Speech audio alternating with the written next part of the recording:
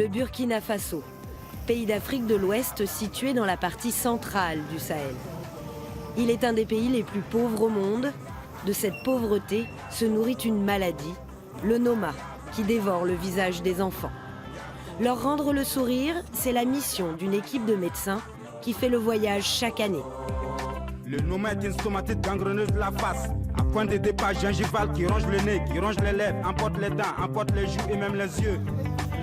Malgré la fatigue, c'est d'un pas déterminé que l'équipe foule le sol burkinabé pour sa 10e mission. Jennifer, tout sourire, est ravie de les retrouver. Bonne arrivée! C'est une mission comme aller au bloc tous les jours à Dijon, là c'est pareil pour vous? Bah non, c'est pas pareil. Déjà, rien que par la température, ça change un peu. Et puis, disons qu'on va aider les gens, mais autrement. Narcisse et son équipe se connaissent très bien. La plupart travaillent ensemble au CHU de Dijon et viennent ici bénévolement 2 fois par an. Pourtant, cette fois-ci, ils intègrent une petite nouvelle. Francine, première... Ouais, c'est la première fois, ouais. Et je suis très contente, j'attends de voir, mais je suis enchantée. On a l'impression encore plus d'être utile qu'à Dijon, réellement. Ah ben, on ne fait pas 80 patients en 5 jours à Dijon, hein. C'est pas possible. Non. Dans 2 salles d'opération. Bon, au dodo alors. Merci. Et rien ne vaut une petite panne pour vraiment se mettre dans le bain. La mission ne dure que 10 jours.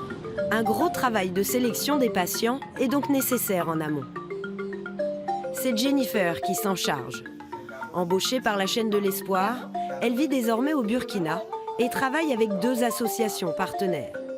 Ce matin, elle a rendez-vous avec Augustin, le responsable du centre, pour faire un dernier point sur les dossiers. Lui, on l'a déjà opéré, hein, c'est ça? Oui. Ils viennent pour une deuxième Pour la deuxième, fois. on a fait la lèvre. Et là, c'est le palais. Hein. Ouais. Donc parfois, les familles se disent, ça y est, c'est réglé parce qu'on a fermé ce qui était visible. Mais le palais, ça a un vrai rôle pour la parole, pour la nourriture, pour éviter les fausses routes. Et donc là, nous, on est ravis à chaque fois parce que le travail que font Ibani et Alphonse, de garder ce lien avec les patients, nous permet de les avoir sur la 2e temps opératoire. Augustin lutte depuis 10 ans contre le Noma et les autres malformations de la face. Ici, il accueille les patients en pré- et post-opératoire pendant les missions. Le reste de l'année, il parcourt le pays, sensibiliser les populations. Après, ça va être bien. Hein. Il va bien parler, aller à l'école.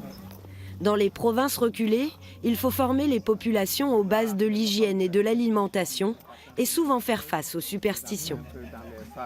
Un enfant qui a le Noma ou un enfant qui a une malformation qu'ils n'arrivent pas à expliquer, pour eux, c'est la sorcellerie, c'est un mauvais sort, c'est tout ça qu'ils croient. Et ils ne croient pas que la médecine peut soigner.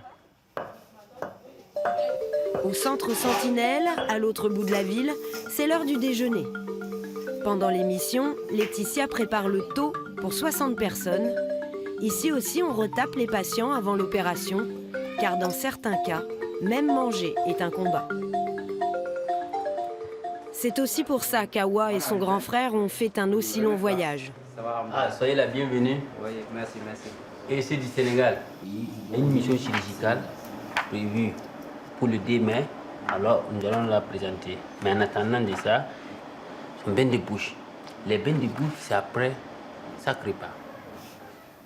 Contrairement à 80% des enfants victimes du Noma, Awa a survécu. L'infection a rongé une partie de son visage, mais ne se propagera plus. Aujourd'hui, il faut le reconstruire pour qu'Awa puisse retrouver la parole et démarrer une nouvelle vie. On ne connaît pas son avenir. Elle peut aller jusqu'à donner un premier ministre ou bien.